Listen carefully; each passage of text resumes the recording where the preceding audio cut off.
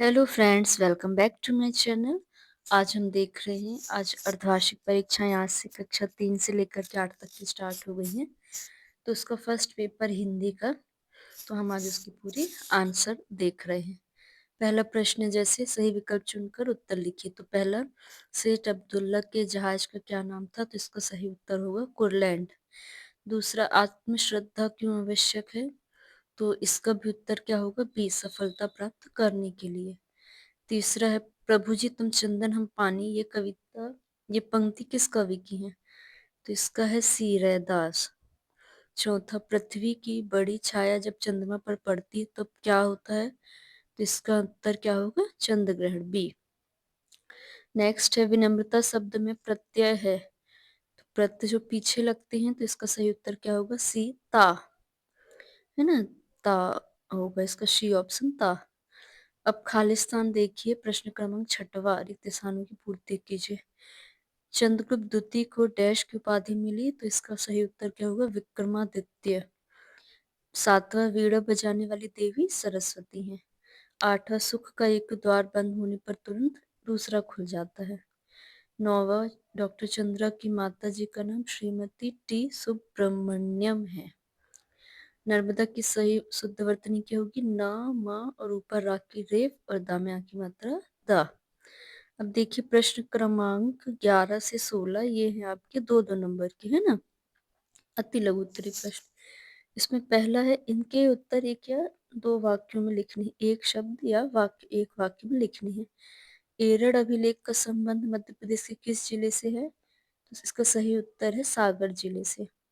12वां प्रश्न है, आहार कितने प्रकार के होते हैं, उनके नाम लिखिए। तो इसका सही उत्तर होगा 2 प्रकार के। फिर है, कृष्ण ने महाभारत में सर्वोत्तम काम क्या किया? तो पांडवों का आत्मविश्वास बढ़ाया, है ना? और धर्म धर्म के प्रतिकार किया, मतलब उन्होंने सही कार्य को प्रोत्साहित किया।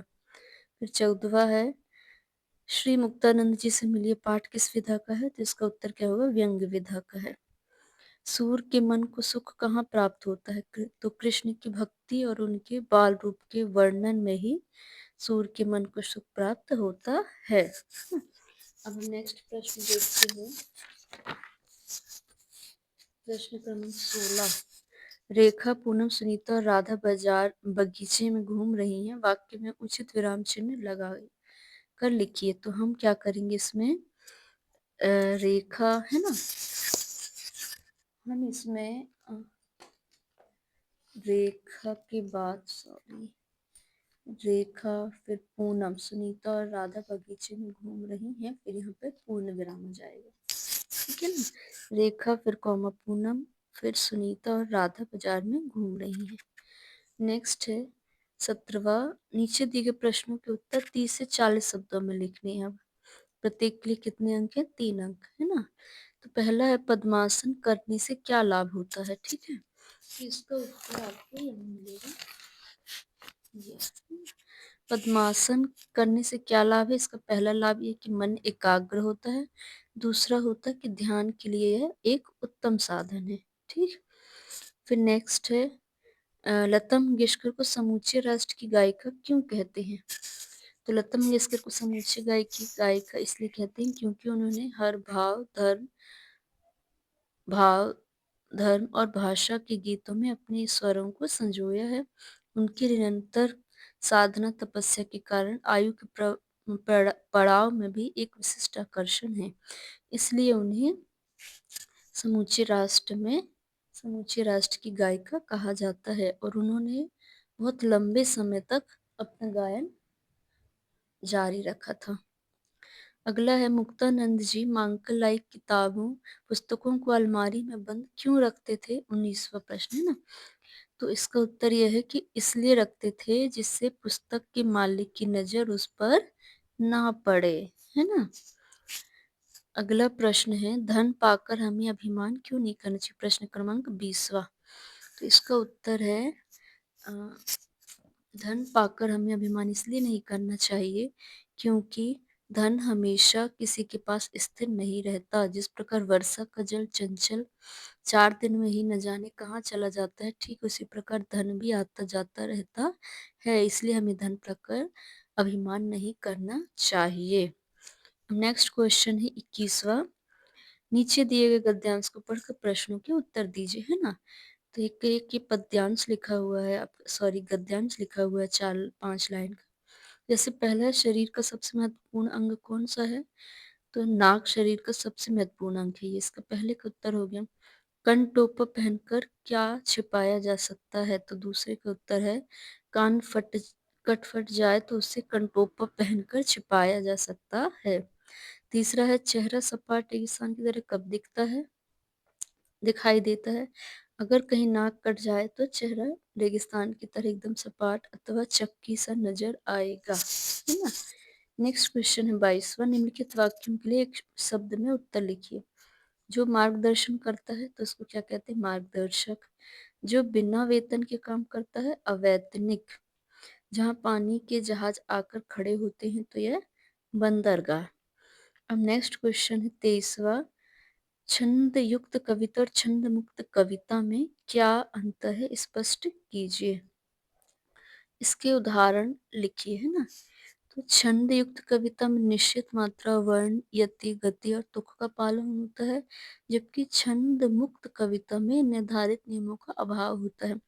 यह कविता का स्वतंत्र रूप होता है, मतलब ऐसी कविताएं जिसमें हम लय हो, है ना, वर्ण हो, गति हो, तुकांत हो, तो ऐसे में ये छंद युक्त कहलाती है। और जिसमें कोई रिदम ना हो, है ना, कोई हाव भाव मतलब वैसे ना हो, कोई नियम ना हो, तो वह क्या होती है? छंद मुक्त कविता। अब नेक्स्ट है 24वां। निम्न गद्यांश की सविस्तर व्याख्या कीजिए। तो ऋषि मुनि और साधकों की हजारों वर्षों की तपस्या में परिश्रम का फल है संगीत। कहा जाता है कि जिस समाज में कला का स्थान नहीं होता, वह समाज भी प्राणहीन हो जाता है।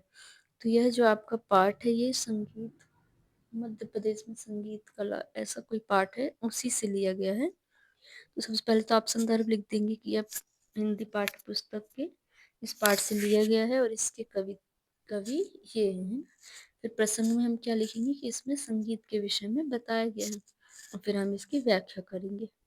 25वां, अपने पिताजी को वार्षिक परीक्षा की जानकारी देते हुए पत्र लिखिए। तो इसमें आपको सबसे पहले दिन दिनांक डालना है, पता डालना है ऊपर, है ना। फिर हम लिखेंगे, पूज्य पिताजी सादर चरण स्पर्श। मैं यहाँ कुशल मंगल हूँ और आशा करता हूँ कि आप भी वहाँ पे ठीक होंगे।